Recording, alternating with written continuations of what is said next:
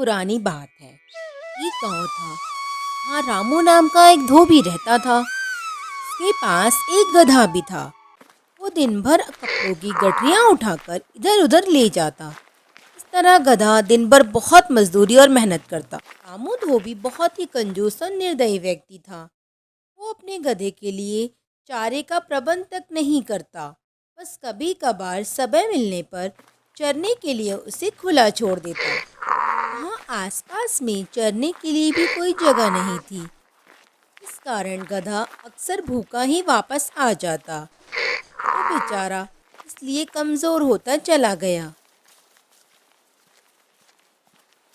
एक दिन गधा घास चरते चरते जंगल में चला गया। उसे वहाँ पर एक सियार मिला।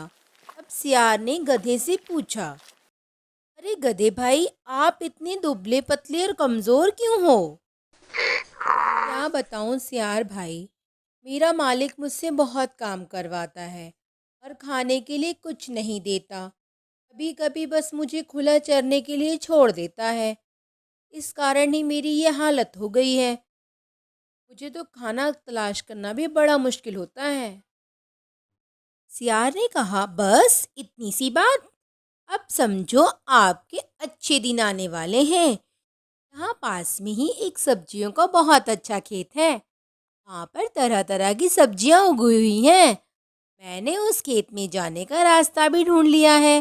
मैं तो रोज रात को वहाँ जाता हूँ, जी भर कर सब्जियाँ खाता हूँ। देखो मेरा शरीर कितना हष्ट पुष्ट हो गया है। तुम भी मेरे साथ चलना, तुम्हें भी खाने की कोई समस्या नहीं होगी।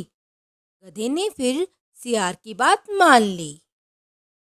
अगले दिन गधा भी सियार के साथ उसी सब्जियों के खेत में जा पहुंचा। उसने बड़े समय के बाद पेट भर के खाना खाया। पेट भर जाने के बाद सियार जंगल में चला गया और गधा अपने मालिक के घर वापस आ गया। इस तरह दिन में गधा रोज काम करता और रात को सियार के साथ सब्जियां खाता। धीरे धीरे गधा तंदुरुस्त हो गया। उसकी चाल में भी मस्ती आ गई और वो अपनी भुखमरी के दिन बिल्कुल भूल गया। एक दिन की बात है। रात में खाना खाने के बाद गधे का मन बहुत खुश हो गया और वो झूमने लगा। अपना मुंह उठाकर कान फड़फड़ाने लगा। फिर सियार को चिंता हुई। उसने पूछ ही लिया, अरे गधे दोस्त, ये तुम क्या कर रहे हो? तुम्हारी तबीयत तो ठीक है ना आज? क्या हो गया है तुम्हें? शोर क्यों मचा रहे हो? गधा फिर मुंह ऊपर उठाकर खुशी से बोला, अरे वाह, मजा आ गया आज तो। आज मेरा गाना गाने का दिल कर रहा है दोस्त।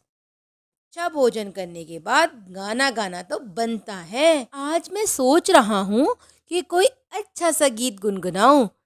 सियार ने सावधान करते हुए गधे से कहा, मत बोलो मेरे दोस्त, हम दोनों यहाँ चोरी करके खाना खाते हैं। मुसीबत को न्योता मत दो। ये गाने वाने का चक्कर छोड़ दो।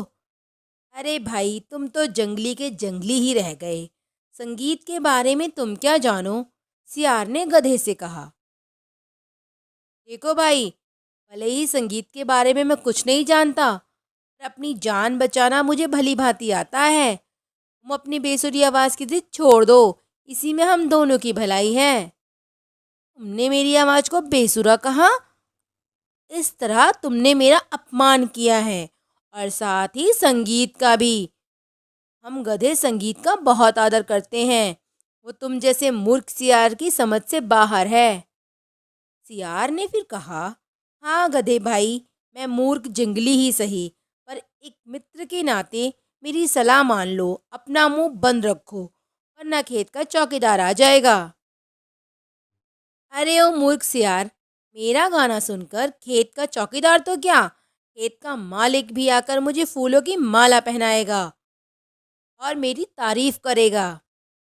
सियार ने फिर नासमझ गधे को हाथ जोड़कर बोला, हाँ गधे भाई, मुझे मेरी गलती का एहसास हो गया है।